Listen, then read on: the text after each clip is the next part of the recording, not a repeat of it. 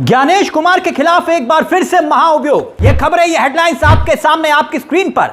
यानी इंडिया गठबंधन की जो सदन में जीत हुई, हाल ही में परिसीमन बिल को लेकर मोदी सरकार चारों खाने चित हुई, उसको लेकर जिस तरह से 12 साल में पहली बार हुआ था कि मोदी कोई बिल सदन के भीतर पास नहीं करवा पाए, और उसी बीच विपक्ष ने एक बार फिर से एक मुहिम तेज की ज्ञानेश कुमार को पद से हटाने की। मोर्चा खोल दिया एक बार फिर से, और बाकायदा इस बार एक नहीं, दो नहीं, बल्कि 9 गंभीर आरोप मिस्टर ज्ञानेश कुमार गुप्ता पर लगे हैं। बड़ी खबर वो ये है कि यह नोटिस टीएमसी की तरफ से आगे मूव किया गया है, और बताया यह जा रहा है कि इस नोटिस में कुल 73 सांसदों के हस्ताक्षर है, 73।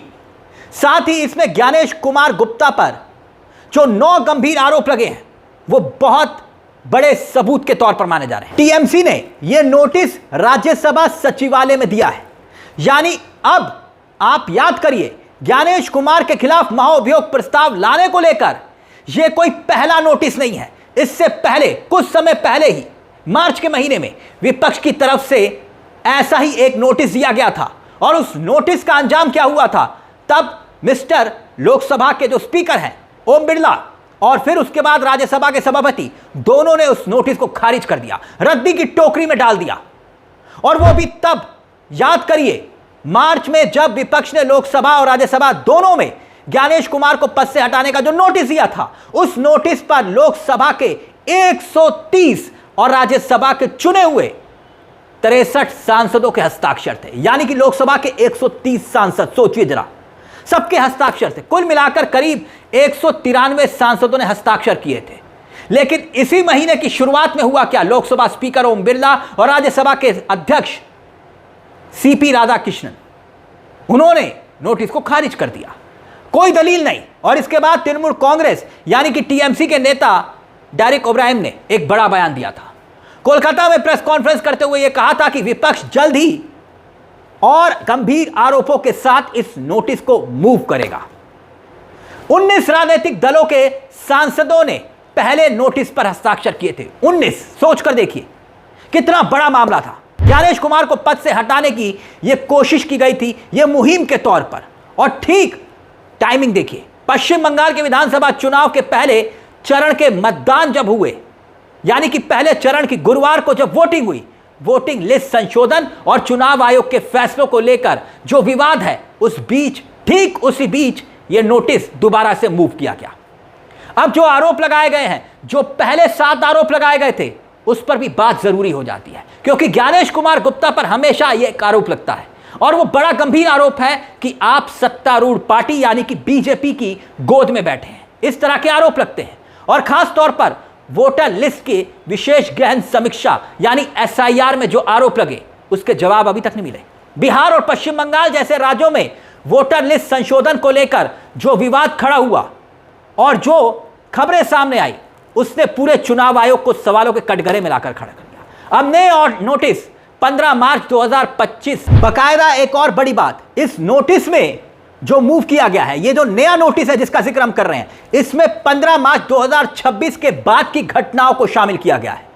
15 मार्च 2026 की, इसमें मॉडल कोड ऑफ कंडक्ट का पक्षपाती तरीके से लागू करना, प्रधानमंत्री के भाषण पर शिकायत ना लेना, और चुनाव आयोग का एक सोशल मीडिया पोस्ट भी उसमें शामिल बताया जा रहा है। और यह सबसे बड़ा प्रमाण माना जा रहा है ज्ञानेश कुमार के खिलाफ, क्योंकि उस पोस्ट में देश के इतिहास में यह पहली बार हुआ था कि किसी चुनाव आयोग ने ऑफिशियल सोशल मीडिया हैंडल पर टीएमसी का नाम लिखते हुए लिखा था कि टीएमसी को 2 टूक। अब सवाल यह कि संविधान के अनुच्छेद, किस संविधान के अनुच्छेद के तहत यह प्रक्रिया को अंजाम दिया जा रहा है, प्रक्रिया कहती क्या है, कैसे हटाए जा सकते हैं ज्ञानेश कुमार। राज्यसभा में 73 विपक्षी सांसदों ने जो नए नोटिस पर साइन किए हैं, इसको सेक्रेटरी जनरल को सौंपा गया है। यानी यह बिल्कुल नया मोशन है, जो नोटिस मूव किया गया है, नया है। इस नोटिस में भारत के राष्ट्रपति को संबोधित करते हुए भारत के मुख्य चुनाव आयुक्त यानी कि सीईसी मिस्टर ज्ञानेश कुमार गुप्ता को पद से हटाने की एक बार फिर से रिक्वेस्ट की गई है। अब क्यों? क्योंकि साबित हुआ दुर्व्यवहार तो पद से हटाए जा सकते हैं। आरोप संविधान के अनुच्छेद 324(5), अनुच्छेद 124(4), मुख्य चुनाव आयुक्त कानून 223, जजों की जांच अधिनियम 1963 के तहत है। अब जल्दी से जो पहले के नोटिस हैं, जो विपक्ष ने आरोप लगाए, इल्जाम लगाए, वो 7 इल्जाम, 7 गंभीर आरोप आपकी स्क्रीन पर है। देखिए, जो 7 गंभीर आरोप थे। पहला आरोप यह कि विपक्ष ने महाअभियोग नोटिस में ज्ञानेश कुमार गुप्ता पर जो 7 मुख्य आरोप लगाए थे, उसमें सबसे पहला आरोप यही था कि पद पर रहते हुए पक्षपातपूर्ण और भेदभावपूर्ण आचरण है मिस्टर ज्ञानेश कुमार गुप्ता का। दूसरा यह कि चुनावी धांधली की जांच में जानबूझकर यह शख्स बाधा डालते हैं। तीसरा आरोप यह कि लाखों मतदाताओं को वोटर लिस्ट से इन्होंने बाहर कर दिया। आरोप यह भी कि कुछ खास राजनीतिक दलों को फायदा पहुंचाने वाला इनका व्यवहार लगता है। आरोप यह भी कि बिहार में विशेष गहन पुनरीक्षण के दौरान मतदाताओं को बाहर करने का मामला, और आरोप यह भी लगा कि सुप्रीम कोर्ट के कई फैसलों का हवाला देकर पक्षपात का आरोप, दुराचार साबित करने का आरोप। इन तमाम आरोपों को सामने लाकर एक के बाद एक सांसदों ने हस्ताक्षर किए थे। तब भी विपक्ष का यह कहना था कि मुख्य निर्वाचन आयुक्त ने सत्तारूढ़ बीजेपी को कई मौकों पर फायदा पहुंचाया, और खास तौर पर बिहार में चल रहे वोटर लिस्ट के पुनरीक्षण में। और अब यही आरोप पश्चिम बंगाल में भी लग रहे हैं। एसआईआर के दौरान टीएमसी ने तमाम गंभीर आरोप लगाए। अब प्रक्रिया क्या कहती है? संविधान के अनुच्छेद 324(5) के अनुसार जो प्रक्रिया है, उस प्रक्रिया पर गौर करिए। मुख्य चुनाव आयुक्त को हटाने के लिए जो प्रक्रिया है, वो सुप्रीम कोर्ट के जज को हटाने के जैसी होती है। इसके लिए संसद में विशेष बहुमत की जरूरत पड़ती है। हटाने का अधिकार सिर्फ साबित दुर्व्यवहार या अक्षमता हो सकता है।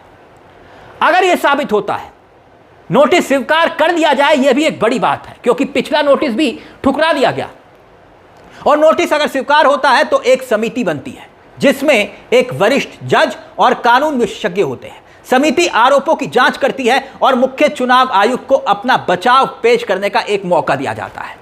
अभी यह नोटिस राज्यसभा के महासचिव को सौंपा गया है, जो ये नया नोटिस है जिसका हम जिक्र कर रहे हैं। खैर, अब आगे होता है क्या, यह देखना बाकी है, लेकिन विपक्ष इस लोकतंत्र और संविधान को बचाने की लड़ाई के तौर पर इसे पेश कर रहा है। यानी उस दौरान भी मुख्य चुनाव आयुक्त ज्ञानेश कुमार को पद से हटाने के प्रस्ताव के लिए 200 से अधिक सांसदों ने नोटिस पर हस्ताक्षर किए थे, मगर फिर भी उस नोटिस को खारिज कर दिया जाता है मदर ऑफ डेमोक्रेसी में, क्योंकि सबसे बड़े पद पर बैठे व्यक्ति पर गंभीर आरोप लगे हैं कि वो व्यक्ति बीजेपी के कहने पर ही सब कुछ करता है। मिस्टर ज्ञानेश कुमार गुप्ता पर यही इल्जाम लगते हैं। संसद में मुख्य चुनाव आयुक्त के खिलाफ महाअभियोग की तैयारी एक बार फिर से शुरू हो चुकी है। यानी कि वोट चोरी को लेकर अगर आप विपक्ष की सक्रियता को देखें तो कई मोर्चों पर विपक्ष लड़ता हुआ नजर आ रहा है। विपक्ष लगातार आगे बढ़ता जा रहा है। महाराष्ट्र से लेकर लोकसभा चुनाव के नतीजे, बिहार से लेकर हरियाणा तक के नतीजे संदेह के घेरे में आ चुके हैं। मुख्य चुनाव आयुक्त ज्ञानेश कुमार ने सवालों का अंबार पैदा कर दिया है। लगातार बार बार विपक्ष मोर्चा खोले हुए है, लेकिन ज्ञानेश कुमार अपनी कुर्सी पर अड़े हुए हैं।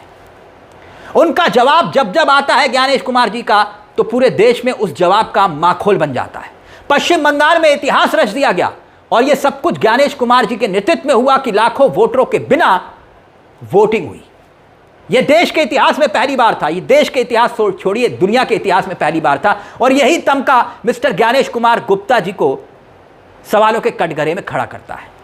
खैर, विपक्ष जानता है कि आखिरकार इस मोशन का अंजाम क्या होगा, लेकिन कानूनी प्रक्रिया को अपनाते हुए बार बार वो ज्ञानेश कुमार को लोकतंत्र के खिलाफ बताता है।